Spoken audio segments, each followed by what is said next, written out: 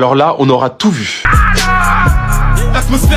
Oui, vous avez très bien vu cette jeune fille compare Rosa Parks à Rima Hassan. C'est fou comme cette jeunesse TikTok affiche son inculture avec une telle désinvolture et une telle fierté. C'est pitoyable. Alors, comparons ce qui est comparable, parce que cette inversion des valeurs commence vraiment à être insupportable. Rosa Parks est une femme noire qui, en 1955, a tenu tête à la ségrégation raciale aux États-Unis. Elle n'avait ni réseaux sociaux, ni caméra pour l'applaudir, juste du courage, un combat historique et une dignité inébranlable. Alors quand je vois des TikTokeuses oser comparer Rosa Parks à Rima Hassan, c'est une femme qui a organisé une opération de communication, pas une mission humanitaire, avec 3 bouteilles d'eau, 2 paquets de couches, un bateau touristique pour aller à Gaza, en sachant très bien qu'elle ne rentrerait jamais à Gaza. Juste suffisamment pour se faire arrêter par Israël, rester 2 jours sous surveillance et revenir en France comme une pseudo-héroïne, alors qu'elle n'a strictement rien fait. Pendant ce temps-là, elle a sciemment laissé des migrants soudanais se faire capturer en mer par les gardes-côtes libyennes, pour pouvoir tranquillement faire son opération de com. Et on sait très bien ce que subissent les migrants noirs en Libye.